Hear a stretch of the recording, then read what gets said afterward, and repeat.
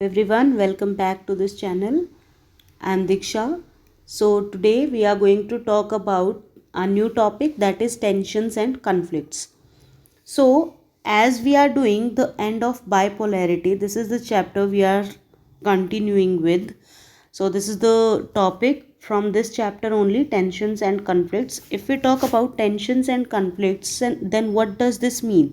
इसका मतलब बेसिकली सीधा सीधा आप अगर हम मैप पर आएँ तो मैप की हेल्प से हम समझ सकते हैं कि टेंशन एंड कॉन्फ्लिक्ट इस पूरे के पूरे यूएसएसआर से रिलेटेड है।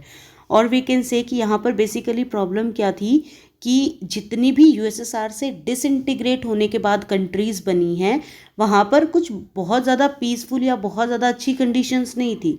तो जो कंडीशन बुरी थी, जिन कंडीशन के बारे में हम बात कर रहे हैं, जैसे कुछ कंट्री ऐसी थी जहाँ पर जो रिपब्लिक हमारी प्रोन थी किसी ना किसी कॉन्फ्लिक्ट के, जैसे कहीं पर सिविल वॉर है, कहीं पर इंसर्जेंसीज हैं, कहीं पर सिचुएशन बहुत ज़्यादा कॉम्प्लिकेटेड है, या पावर शेयरिंग को लेकर इशू है, या सक्सेशन को लेकर इशू है।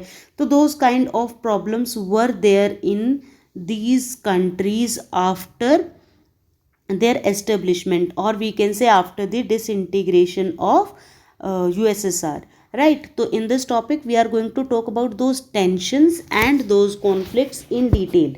If we talk about the tensions and conflict, then most of the former Soviet republic are prone to the conflict. This is what I told you as of now. Then I told you about the civil wars and insurgencies. If we talk about Russia, तो Russia जो हमारी country है, this is here you can C, Russia में हमारे पास कुछ countries हैं।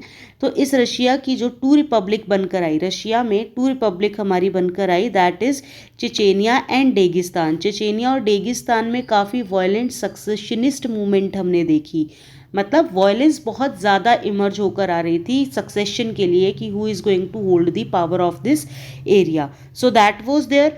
After this we can say कि ये भी बहुत बड़ी एक प्रॉब्लम है, सिविल प्रॉब्लम है। Then Moscow method of, see this is Moscow here.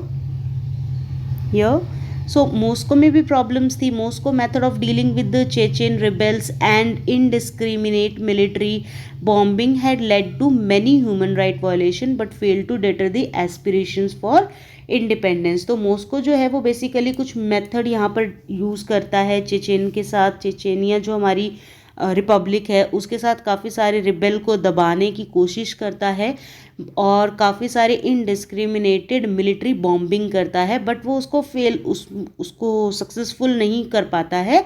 And then बहुत सारे ह्यूमन राइट वायलेशन भी कर देता है, राइट। तो एस्पिरेशन जो चेचेनिया की थी कि चेचेनिया फ्री होना चाहता है, तो चेचेनिया के एस्पिरेशंस को वो तब भी सप्रेस नहीं कर पाया है, दबा नहीं पाया है, बहुत ज़्यादा डेटर करने के बाद भी।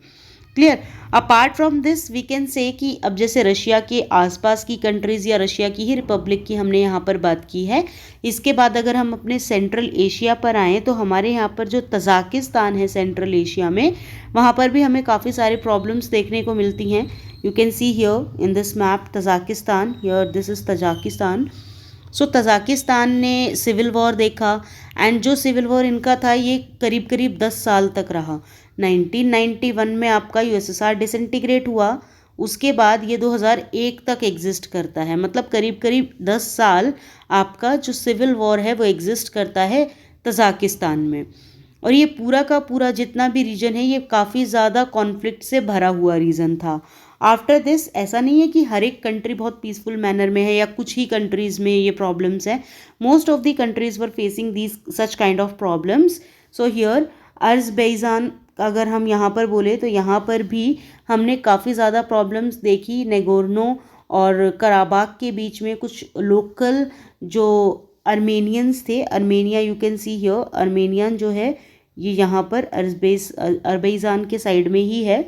तो यहाँ पर कुछ लोकल कम्युनिटीज़ हैं, लोकल अर्मेनियंस हैं जो कि यहाँ पर रहते हैं, वो सीड करना चाहते हैं, मतलब वो क्या करना चाहते हैं, वो यहाँ से अज़रबैजान, क्योंकि देखो आप यहाँ पर देख सकते हैं कि अज़रबैजान को अगर हम देखें तो this is an area where we can say ethnic composition is, it might be possible कि इनकी जो एथनिक कॉम्पोजिशन होगी वो दोनों की सिमिलर होगी।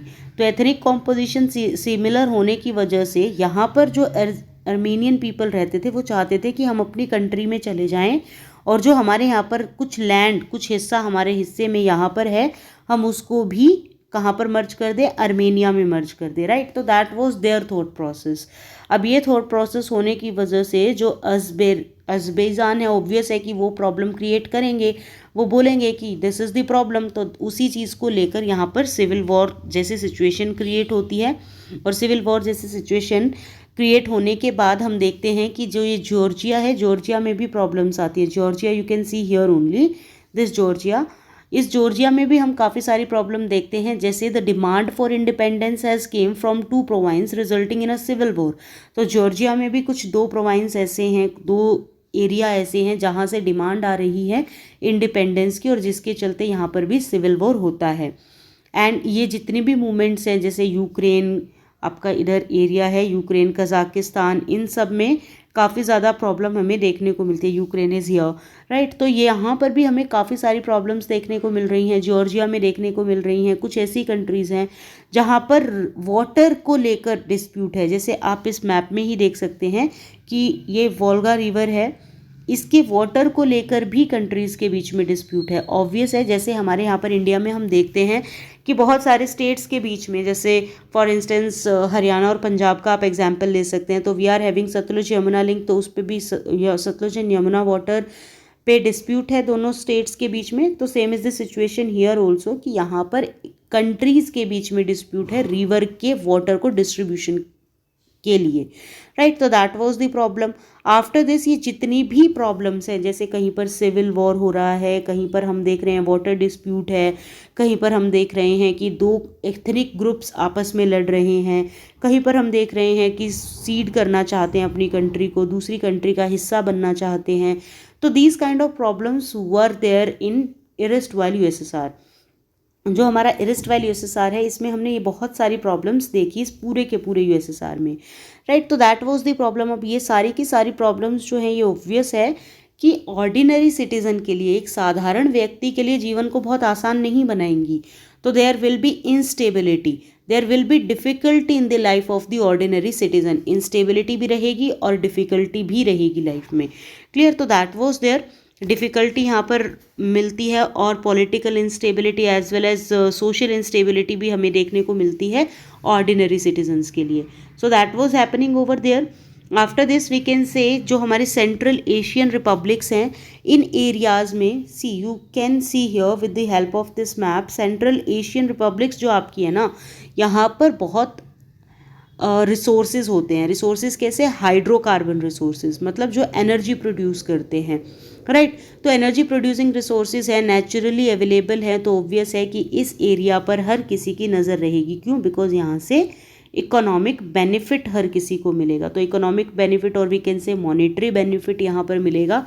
तो ऑब्वियस है कि ग्रोथ एंड डेवलपमेंट के पर्सपेक्टिव से हर कोई चाहता है सेंट्रल एशिया के रिसोर्सेज को यूज़ करना, राइट। तो सेंट्रल एशिया जो है, ये एक कंपटीशन के लिए एक बहुत अच्छा जोन बन जाएगा लोगों के लिए, हर किसी कंट्री के लिए, जहाँ पर हर कोई बाहर से भी powers and oil companies establish करना चाहते हैं।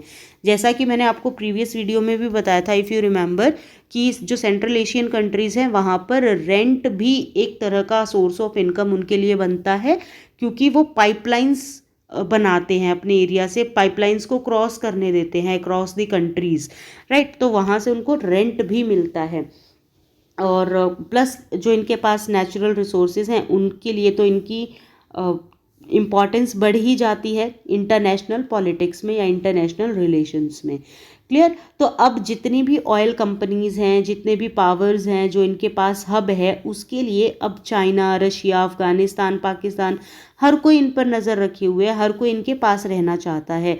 इवन जो आपके चाइना है, चाइना बेसिकली इसके बॉर्डर एरियाज़ के आसपास सेटल डाउन होना भी शुरू हो जाता है, सो दैट एक ईज़ रहे उनको ट्रांसपोर्ट करने में, क्लियर। तो that was there. After this we can say, जैसे रशिया है, चाइना है, अफ़गानिस्तान, पाकिस्तान, या फिर क्लोज टू वेस्ट एशिया, ये सारा का सारा रीजन, ये पूरा का पूरा आपका नेचुरल रिसोर्सेज पर